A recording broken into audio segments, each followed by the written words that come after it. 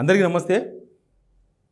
Assembly సమావేశాలలో CM Revanth Reddy గారు మాట్లాడిన మాటలు నేను సిగ్నల్ టీవీ ప్రేక్షకులకు, నా వీడియో చూస్తున్న వాళ్ళకు, ఈ వీడియో స్పెషల్గా చూస్తున్న వాళ్ళకు ఒక విజ్ఞప్తి. ఇది అడల్ట్స్ న్యూస్. అండర్ 18 పిల్లలు చూడకండి. ఇవన్నీ యూట్యూబ్ వాళ్ళు పెట్టే కండిషన్స్, కానీ నాకు నేనే పెట్టుకుంటున్న కండిషన్ ఇది. ఎందుకంటే మన ముఖ్యమంత్రి గారు మాట్లాడారు. మళ్ళీ మన ముఖ్యమంత్రి గారు మాట్లాడారనంటే అది అండర్ 18 వాళ్ళకి పనికిరాదు. అదంతా అంతే, ఏ సర్టిఫికేట్ అట్లే అయిపోయింది. ఇప్పుడు ఆయన ఏమైందో ముఖ్యమంత్రికి నాకైతే ఏమర్థమైతే లేదు. అసెంబ్లీలో మాట్లాడినప్పుడు చాలా కన్స్ట్రక్టివ్, జనాలకు పనికొచ్చేది మాట్లాడండి. లేకపోతే ఏదైనా మాట్లాడితే దానికి ఒక విలువ ఉండాలి. ఒకసారి వినిపిస్తా, అందుకే నేను వినిపించకుండా ఉంటే మీకు వార్త అర్థం కాదు. కాబట్టి ఆయన మాట్లాడింది వినిపిస్తా. బట్ అండర్ 18 పిల్లలు లేనప్పుడు చూసి ఈ వీడియో చూడండి. పిల్లలు ఉన్నప్పుడు చూస్తే మాత్రం అది నేను బాధ్యుని కాదు, దానికి ముఖ్యమంత్రి బాధ్యత వహిస్తాడు. ఒకసారి ఒక్కొక్క వీడియో ప్లే చేసి వినిపిస్తా, చూడండి. అందుకే అధ్యక్ష, తమరు కూడా అక్కడి నుంచి ఆదేశాలు ఇవ్వండి. దీని మీద చర్చ జరగాలి. మీడియా మిత్రులకు కూడా నేను అడుగుతున్నా, మీ సంఘాలు ఏవైతున్నాయో సంఘాల నాయకులను కూడా అడుగుతున్నా, ఎవరో జర్నలిస్టులు లిస్ట్ ఇవ్వండి. జర్నలిస్ట్ అనే పదానికి డెఫినేషన్ ఏందో ఇవ్వండి, ఆ లిస్ట్ ఇవ్వండి. ఆ లిస్టులో ఉన్నోళ్ళు ఇట్లా తప్పు చేస్తే ఏం శిక్షిస్తారో మీరు నిర్ణయించండి. ఆ లిస్టులో లేనోడు జర్నలిస్ట్ కాడు. జర్నలిస్ట్ కానోడిని క్రిమినల్ కిందనే చూస్తాము. ఆ క్రిమినల్స్ని ఎట్లా జవాబు చెప్పాలనో గట్లనే చెప్తాం. ముసుగేసుకొని వస్తే ముసుగు ఊడవీకి బట్టలు గుడ్డలు ఊడదీసి కొడతా అని చెప్తున్నా. నేను తమాషా చేయొద్దు. నేను కూడా మనిషిని, నాకు చీము నెత్తురుంది. డౌట్ వచ్చింది రేవంత్ రెడ్డి గారికి. ఎవరు జర్నలిస్టులు కాంది ఎవరు? వాళ్ళను బట్టలు ఉడదీసి కొడతా, బజార్ని నిలబెడతా, ఎటుటో మాట్లాడుతున్నాడు. ఒక ముఖ్యమంత్రి మాట్లాడాల్సిన మాటలు అయితే కావు. ఆయన దేని దృష్టిలో పెట్టుకొని మాట్లాడుతున్నారంటే, మొన్న ఇద్దరు మహిళా జర్నలిస్ట్ అరెస్ట్ అయ్యారు కదా, ఆ సందర్భం తీసుకొని మాట్లాడుతున్నారు. ఆల్రెడీ అక్కడ కూడా జర్నలిస్ట్ మాట్లాడలేదు. ఎవరైతే మహిళా జర్నలిస్ట్ ఇద్దరు జైల్లో ఉన్నారో వాళ్ళెవరూ మాట్లాడలేదు ఆ మాటలు. మీ ఓటర్ మాట్లాడాడు, మీకు ఓటేసిన అతను మాట్లాడాడు. దాన్ని బీపు లేకుండా వేయడం జర్నలిస్ట్ తప్పే ఉండొచ్చు, కానీ దానికే మొత్తం బజారం వాడు కొట్టుకుంటే ఏమొస్తుంది? ఇప్పుడు మీ ఏమంటుందని మీరు మొన్న మాట్లాడారు కదా, స్ట్రక్చర్ మార్చురి అని. ఇప్పుడు మీ స్టేచర్ ఏమైందట్టు? ఆయన ఎవరో దానయ్యతో మాట్లాడిచ్చిండ్రు. ఆయన ఓటరు, రైతు అంట, మహబూబాబాద్ అంట, ఆయన తిట్టిండు. ఆయనే కాదు, జనాలు ఊర్లో పడి వస్తే మస్తు తిరుగుతురు. ఇప్పుడు వాళ్ళందరినీ బడలు తీసి కొడతారా? అందరినీ మనం చేసే పనులను బట్టి ఉంటుంది. మనం మంచిగా చేసామనుకో, మంచోడా అంటారు. ఎవడని తిట్టిననుకో రివర్స్ చేసి ఆయన మంచి పని చేస్తే మీరు ఏందా తిరుతుర్రని. అది తెలంగాణ మొత్తం తిరుగుతుంది కదా. ఇప్పుడు అందరికీ బడలు తీసి కొడతారా? జర్నలిస్ట్ ఎవరు కాదో ఒక గీత కావాలంటున్నారు ఆయన. అసలు నాన్ జర్నలిస్ట్ అని ఎంకరేజ్ చేసిందే వీళ్ళు ప్రతిపక్షంలో ఉన్నప్పుడు ఎవరిని ఎంకరేజ్ చేసిండ్రు? పొద్దుగా లేస్తే బూతులు ఒరలిని చూసిండ్రా? ఆ బూతులు ఒరినోళ్ళం కదా వీళ్ళు మేనేజ్ చేసి వీళ్ళు మొత్తం జనాల మీదకి వదిలింది. వాళ్ళు జర్నలిస్టులా? వీళ్ళు తయారు చేసిన యూట్యూబర్లే ఇప్పుడు అడగోలుగా మాట్లాడుతున్నారు. అంటే రేవంత్ రెడ్డి గారి మీద మాట్లాడితేనే అవి బూతులా? వేరే వాళ్ళ మీద మాట్లాడే బూతులు కదా. రోజు యూట్యూబ్ ఛానల్స్లో ఏం మాట్లాడుతున్నారు? నేను దానికి వ్యతిరేకమే. యూట్యూబ్ ఛానల్స్లో బూతులు మాట్లాడే వాళ్ళకు 100% వ్యతిరేకమే. సమాజానికి ఏం సమాచారం ఇద్దామనుకుంటున్నారు, సమాజానికి ఏం చెప్పదలుచుకున్నారు? వాళ్ళని శిక్షించాల్సిందే, కానీ మీరు పద్ధతిగా ఉండి వాళ్ళని శిక్షించాలి. అసలు మీది ఒక క్యాలెండర్ ఉంది, రేవంత్ రెడ్డి గారి బూతుల క్యాలెండర్ అని చెప్పేసి తిరుగుతూ ఉంటుంది వాట్సాప్ గ్రూపుల్లో. నేను దాన్ని వినిపించలేను. అది నాకు తెలిసి అడల్ట్స్కి కూడా పనికిరాదు. అప్పు 18 సంవత్సరాలు దాటిన వాళ్ళు కూడా ఆయన మాట్లాడిన మాటలను బట్టి చూస్తే, ఆ వీడియోలు కనుక చూపిస్తే చెడిపోతారు. అందుకే నేను ఆ వీడియో కూడా చూపించాను. ఎందుకంటే ఆల్రెడీ చాలామంది చూసే ఉంటారు బహుశా. ప్రతి మీటింగ్లో ఆయన బూతులే కదా మాట్లాడింది. ఏమంటారంటే మాకు చీము రక్తం ఉంది, తెలంగాణ ప్రజలకు చీము రక్తం మస్తు ఉంది. మొత్తం ఒక కొండారెడ్డిపల్లెను, ఒక తెలంగాణ మొత్తం కొండారెడ్డిపల్లె మోడల్ని తీసుకొచ్చేటట్టు చూస్తున్నట్టున్నారు. కొండారెడ్డిపల్లెలో ప్రజాస్వామ్యం లేదు. అక్కడ ఎవరు మాట్లాడే పరిస్థితి లేదు. మా చుట్టాలు కూడా ఉంటారు. అసలు వాళ్ళు ఏం మాట్లాడలేరు. వాళ్ళకు రేషన్ కార్డు రాకుండా మాట్లాడరు, రుణమాఫీ కాకుండా మాట్లాడేది లేదు, ఓ రైతు భరోసా రాకపోయినా మాట్లాడేది లేదు, ఊర్లో రోడ్డు కావాలని మాట్లాడేది లేదు. మాట్లాడితే వాళ్ళని బట్టలు ఇప్పించి కొడతారు. తెలంగాణ మొత్తం ఒక కొండారెడ్డిపల్లి మోడల్ అమలు చేయాలని చూస్తున్నారు. ఇద్దరు జర్నలిస్టులు పోయినరు, ఊరికి తెలుసు కదా ఏమవుతుంది, పోయినరు, మాట్లాడించుకొని వస్తారు, వాళ్ళ మీద కేసు వేస్తారు, మీరు మీ కార్యకర్తలతో కొట్టిపిస్తారు. ఇప్పుడు ఇది కొడంగల్ వాళ్ళు చెప్తున్నారు నాకు, అంతకుముందు గురునాథ్ రెడ్డి అని ఒక దొర ఉండే, ఆయన మీద ఫైట్ చేసినట్టు చేసి బట్టలు చింపుకొని అక్కడ ఎమ్మెల్యే అయ్యాడు, నేను ఫైట్ చేస్తున్నా అని. కానీ ఇప్పుడు చెప్తారు వాళ్ళు, ఆ దొర ఉండగానే మంచిగా ఉండే, వీళ్ళు వచ్చిన తర్వాత మొత్తం రౌడిజం వచ్చేసింది. కొడంగల్ కాన్స్టిట్యూన్సీ మొత్తం రౌడిజం. ఆడ పోయి అదొక పెద్ద ఫ్యాక్షనిజం ఏరియా లాగా అయిపోయింది కొడంగల్లో తిరిగితే రేవంత్ మనుషులే జబ్బలు ఇడుచుకొని తిరగాలి. రేవంత్ని వ్యతిరేకించే వాళ్ళు, లేకపోతే ఈయన విధానాలను వ్యతిరేకించేవాళ్ళు. రేవంత్ని వ్యతిరేకిస్తారు కానీ ఆయన విధానాలను వ్యతిరేకించేవాళ్ళు, లేకపోతే మాకు పలానా కావాలని చెప్పి నో తెరిచి అడిగితే వాళ్ళ మీదకి రౌడీలను పంపించేస్తారు. చూస్తలేమో మనం, కొట్టలే లగచల్ల రైతులను కొట్టలే, పోయి పోలీసుల ముసుగులో పోయి కొట్టలే. ఆ పోలీసులు కొట్టిరో లేదు కానీ అర్ధరాత్రి కూడా పోయి చీకట్లో కొట్టలే, ఎవరు కొట్టినరో పాపం. ఇంకా చాలా ఆనుముత్యాలు ఉన్నాయి. ఈ ఆనుముత్యాలను చూస్తే అసలు మనం తెలంగాణలో కాదు, ఈయన ముఖ్యమంత్రి ఉన్న రోజులు తెలంగాణ వదిలేసి పోదాం అనిపిస్తుంది. ఇంకా తెలంగాణలో ప్రశాంతమైన వాతావరణం లేదు. అసెంబ్లీలో ప్రజా సమస్యల మీద చర్చించండి స్వామి అంటే ఈయన సమస్య గురించి మాట్లాడతాడు. ఆయన సమస్య అది. మాకు ఫ్యామిలీ మెంబర్స్ లేరా, ఎవడు పడితే వాడు ఏదో ఒక ట్యూబ్ పెట్టుకొని మమ్మల్ని ఇష్ట రాజ్యంగా అధ్యక్ష, ప్రజా జీవితంలో ఉన్నాం కాబట్టి నిజంగా ఓపిక పడుతున్నాం అధ్యక్ష, రక్తం మరుగుతుంది. ఏంది భాష అది అధ్యక్ష?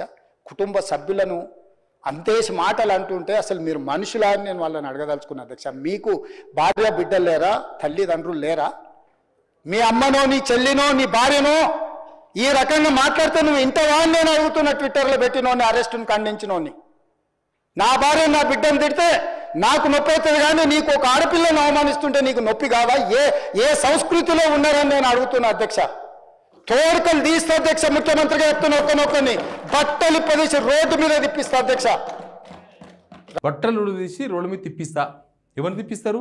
ఆ మహిళా జర్నలిస్ట్ని తిప్పిస్తారా? చెంచల్గూడ జైల్లో ఉన్న ఇద్దరు మహిళా జర్నలిస్టుల మీద కదా మీరు మాట్లాడుతున్నది. అంటే మిమ్మల్ని ఎవరో ఒక ఓటర్ మీకు ఓటేసిన ఆయన మీరు చెప్పిన హామీలు నమ్మి మీరేదో ఇస్తాం అని మేము ఇది చేస్తాం అంటే నమ్మి ఓటేసిన ఆయన ఒక ఆయన తిట్టిండు. తిట్టినందుకు ఆ జర్నలిస్టుల మీద కేసు వేసిండ్రు. ఆ జర్నలిస్టుని చెంచల్గూడ జైలుకు పంపించేసిండ్రు, మహిళా జర్నలిస్టుని. దానిలో ఒక అమ్మాయి, పెళ్లి కావాల్సిన అమ్మాయి ఉంది, బీసీల అమ్మాయి, యాదవ్ అమ్మాయి, వాళ్ళని జైలు వేసిండు. ఇప్పుడు బట్టలు ఇప్పదీసి రోడ్డు మీద ఏమంటాడైనా రోడ్డు మీద తిప్పిస్తాడట. తెలంగాణలో ఎప్పుడన్నా నీ సంప్రదాయం చూసినామా? ఎక్కడన్నా చూసినామా? అంటే ఈయన భార్య పిల్లలను ఆ పెద్ద మనిషి ఎవరో ఆ రైతు అనే దాన్ని తిట్టింది కాబట్టి నాకు నొప్పి అయిందంట. మాకు భార్య బిడ్డలు లేరా, మా ఫ్యామిలీ మెంబర్స్ లేరా, మీకు లేరా అని అడుగుతున్నారు. మీ మంత్రి కొండా సురేఖ గాంధీ భవన్లో ఏం మాట్లాడింది? మీరు ఎవరి మీద మాట్లాడినా? మీరు కేటీఆర్ మీద మాట్లాడినారు ఆ రోజు. కేటీఆర్ రకుల్ప్రీత్ సింగ్ అని, కేటీఆర్ ఎవరు సమంత అని మాట్లాడలేదా? అంటే మరి కేటీఆర్కి భార్య బిడ్డలు లేరా? కేటీఆర్ మిమ్మల్ని తిట్టవచ్చు, మీరు కేటీఆర్ని తిట్టవచ్చు, మీరు మాట్లాడుకోవచ్చు. మీకు ఓటేసిన ఓటర్ మాట్లాడొద్దు, మీకు జర్నలిస్టు చూపించొద్దు. అది మీ పాలసీయా? అసలు కేసీఆర్ని ఎన్ని మాటలు అడిగినా అసలు ఈ బూతుల పితామహుడుకు పితామహుడు అంటే ఇంకా ఎక్కువనే, దానికి తాత తయారైపోయాడు మన ముఖ్యమంత్రి గారు. ముడ్డిబొక్క ఇరిగింది అన్నాడు కేసీఆర్ని. ముడ్డిబొక్క ఇరిగి మూలకు పడ్డాడు. దేని గురించి మాట్లాడినరు? అంటే కేసీఆర్కు పెళ్ళం పిల్లలు లేరా? ఇప్పుడు ఈ జర్నలిస్టులను బట్టలు కూడా తీసి తిప్పిస్తా అన్నారు. వాళ్ళకి లేరా ఫ్యామిలీ? వాళ్ళ అమ్మ నాయన లేరా? వాళ్ళకి భార్య భర్తలు లేరా? వాళ్ళకి పిల్లలు లేరా? అసలు అసెంబ్లీ దేనికి వేద అవుతుంది? అంతకుముందు అసెంబ్లీ పెడితేనేమో సినిమా గురించి మాట్లాడేసిండు, పుష్ప సినిమా గురించి మాట్లాడేసిండు. ఇప్పుడేమో జర్నలిస్టుల మీద ఎవరు జర్నలిస్టు కాలేదో ఈయన తేలుస్తారంట. అసలు ఎవరు ప్రజానాయకుడు కాదు అని తేల్చుదామా? పోల్ పెడదామా? గాంధీ భవన్లో పెట్టండి పోల్. మొన్న పెట్టింది కదా, ప్రజాపాలన కావాలన్నా ఫామ్ హౌస్ పాలన, అదే హ్యాండిల్లో పెట్టుకోండి. నేను ప్రజానాయకుడిని అవుతానా లేకపోతే ఇంకోరెవరన్నా ప్రజానాయకుడు అవుతారా? పెట్టుకోండి చూద్దాం.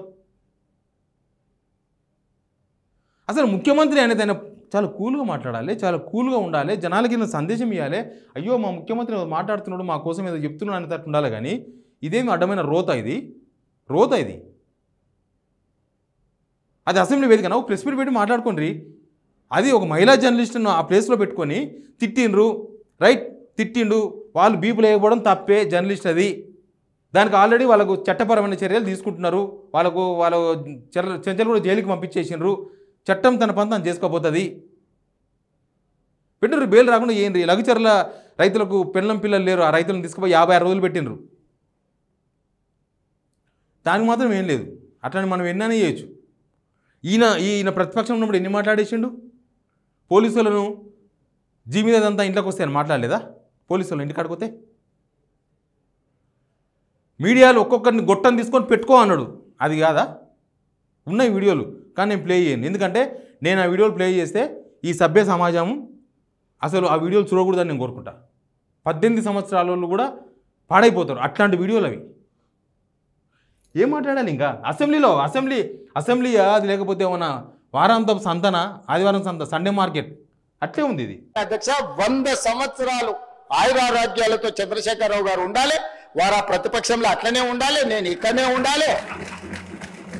వారు సూచనలు చేస్తూనే ఉండాలి, నేను మంచి పరిపాలన అందిస్తూనే ఉండాలి. మా ఆర్థిక మంత్రి గారు మాకు నిధులు అందిస్తూనే ఉండాలి. అధ్యక్ష అర్థమైందా? అది జనం డిసైడ్ చేస్తారు. ఈయన వాంఛ ఉన్నట్టుంది, నేను ఉండాలని జనం చూసుకుంటుంది. బీఆర్ఎస్ ఈరోజు మార్చురీలో ఉందని నేను చెప్పిన అధ్యక్ష. దాన్ని ఒక వ్యక్తిని అన్నట్టుగాను, పెద్ద ఆయన్ని చంద్రశేఖరరావు గారు నేను అన్నట్టుగా హరీష్ రావు గారు, కేటీఆర్ గారు చిత్రీకరిస్తున్నారు అధ్యక్ష. అంత కుత్సిత స్వభావం నాకు లేదు అధ్యక్ష. అదే స్ట్రెచ్చరు మార్చురు అని నేను కేసీఆర్ అనలేదు, బీఆర్ఎస్ పార్టీని అన్నాను అంటాడు.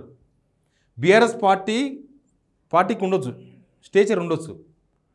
స్ట్రెచ్చర్ మీద పాపం ఆయన కాలిరిగో నడిమిరిగో స్ట్రెచ్చర్ మీద పండుకున్నాడు కేసీఆర్. పార్టీ కాదు పండుకున్నది. పార్టీకి కాలు ఇరిగిందా?